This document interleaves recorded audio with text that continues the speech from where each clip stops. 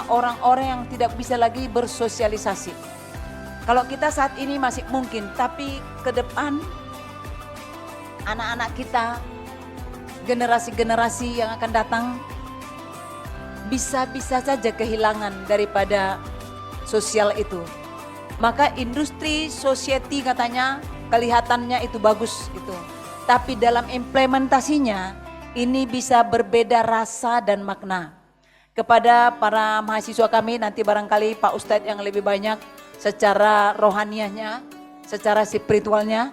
Tapi kita sebagai manusia katanya tidaklah sempurna atau tidaklah kelihatan bermakna positif kalau kita hanya secara badaniah dan juga jiwanya, tapi tidak diikuti dengan spirit kita masing-masing. Jadikan acara hari ini membawa kebaikan buat para mahasiswa seluruhnya, sehingga mengingat yang tadinya mungkin acara ini bisa berlangsung di tempat kita masing-masing, di mana kita berasal. Namun dalam hal ini, kita yang tinggal di kampus ini, tinggal bersama-sama berasrama, tentunya kita sebagai keluarga besar, dengan seluruh sivitas akademika, kita juga tidak lupa merayakannya, kita tidak lupa mensyukurinya, bahwa kita hidup bisa menggambarkan bagaimana kita beragama, bagaimana kita bisa memperingati bahwa apa yang kita lakukan hari ini adalah hari yang baik, yang mengubah dan menambah iman kita, menambah akhlak kita untuk menjadi yang lebih baik lagi. Baik, saya ingin membawa Bapak Ibu semua dalam satu hadis bahwa Nabi Muhammad SAW pernah dipanggil dengan istilah as-sadiqul masduq. Apa? As-sadiqul masduq.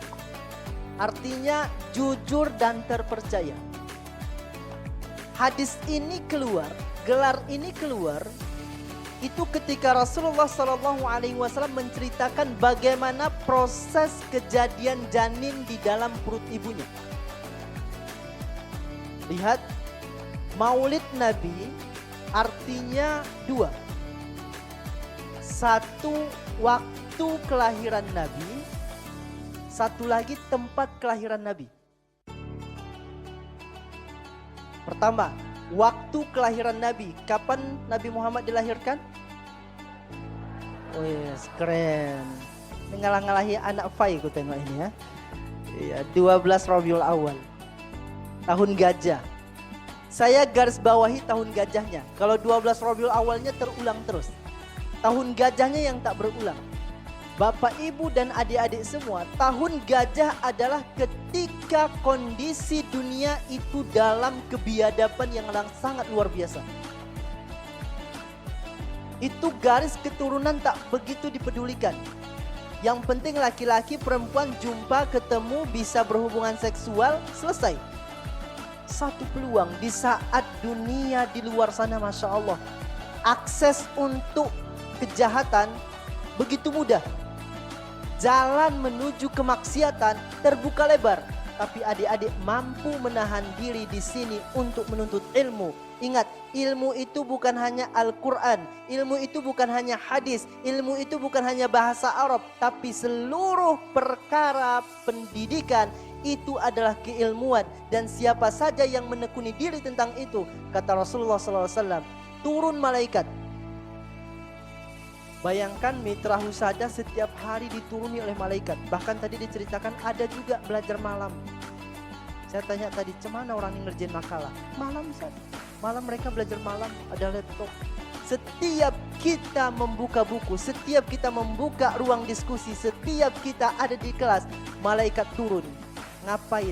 Memberikan naungannya dengan sayapnya, lalu mendoakan. Allahumma firlahu. Ya Allah, ampuni dia. Makanya tolibul ilmu itu paling cepat masuk surga. Itu yang pertama.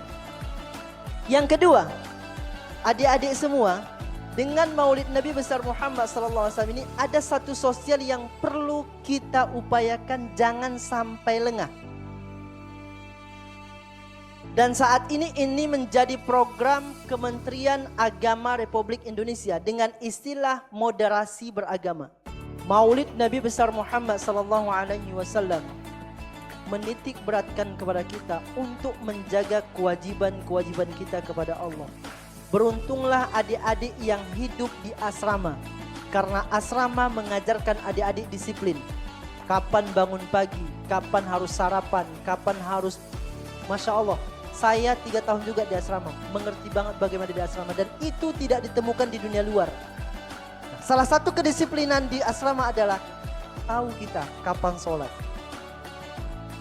Nah, adik-adik yang muslim, apapun kata kita cinta sama Rasulullah, cinta sama Allah, tapi kalau sholat tinggal, itu bukan cinta. Dan sholat yang Allah inginkan itu bukan sholat main-main.